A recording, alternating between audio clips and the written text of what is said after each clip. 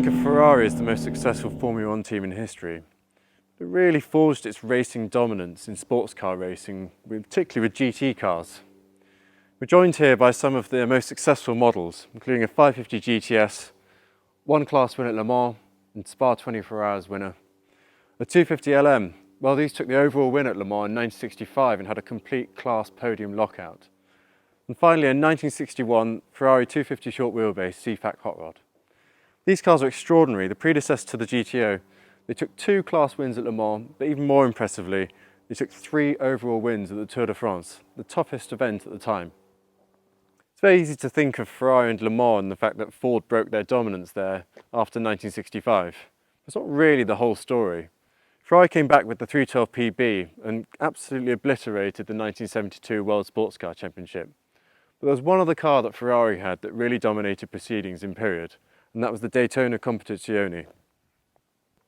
These cars are extraordinary. Their competition career started in 1969 and went all the way to 1981. How many race cars can you say raced for 12 years during their entire life in contemporary racing? During that time, they took 3 Le Mans class wins, a Tour de France overall win, and 2 overall podium finishes at the Daytona 24 Hours among 3 class wins there. An extraordinary record for such a car. On the 1st of June 1969, Enzo Ferrari received his homologation papers for the 265 GTB4.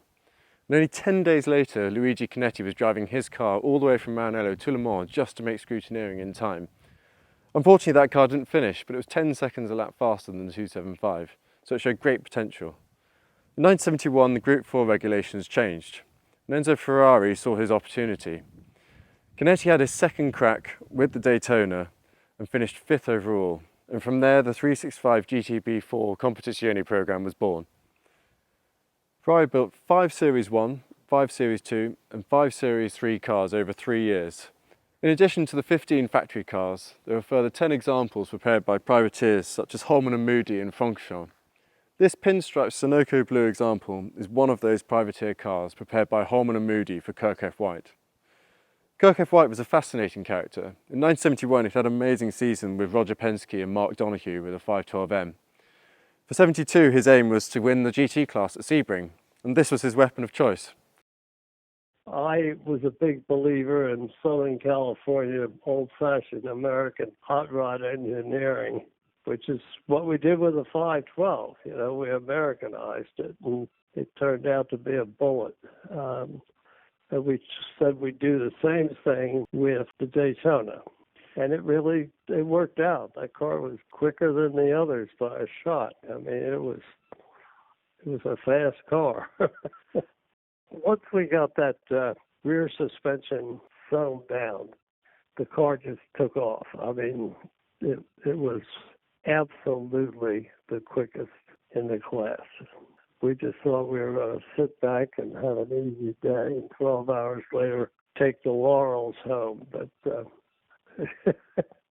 it's typical of motor racing. Small things can bring your efforts to a halt. Kirk F. White took his brand new road car straight to Holman-Moody, who went completely through the car, fitting a whole host of upgrades. One of the most important of these was the engine, which they sent to Traco. Traco managed to get 450 brake horsepower out of this engine. Only 6 cars are documented to have had this much horsepower.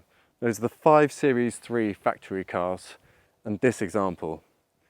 The one thing that this car has over all of those factory cars were the Ford GT40 Mark IV brakes fitted by Holman-Moody. No other Daytona got these in period, and these brakes really removed the Achilles heel of this model with their ventilated discs and 4-pot calipers. Kirk F. White had gone to the effort to employ the best to prepare the car, so it seemed only right that he employ the best drivers. For the job of the 72 Sebring 12 Hours, he had David Hobbs, sports car legend, to drive the car with Skip Scott in supporting role. Just to prove the point, David Hobbs qualified this car ahead of all the other Daytonas at Sebring that year, including the 2 factory prepared examples.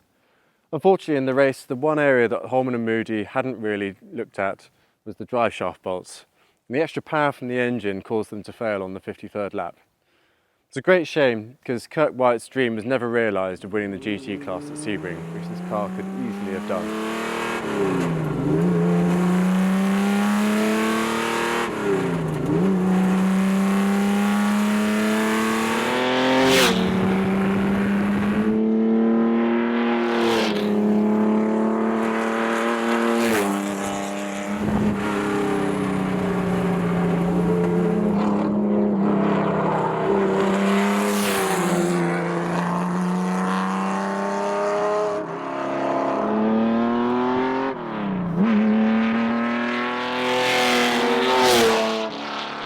Following Sebring in 1972, this car led a remarkably quiet life, going back through the hands of Holman-Moody and Ron Spangler, before joining a handful of major car collections, including the Stiga collection, where it was a stablemate of a 250 GTO. More recently, it's received Ferrari Classiche certification, a really important document as it verifies all of its Holman-Moody upgrades and confirming its superior specification.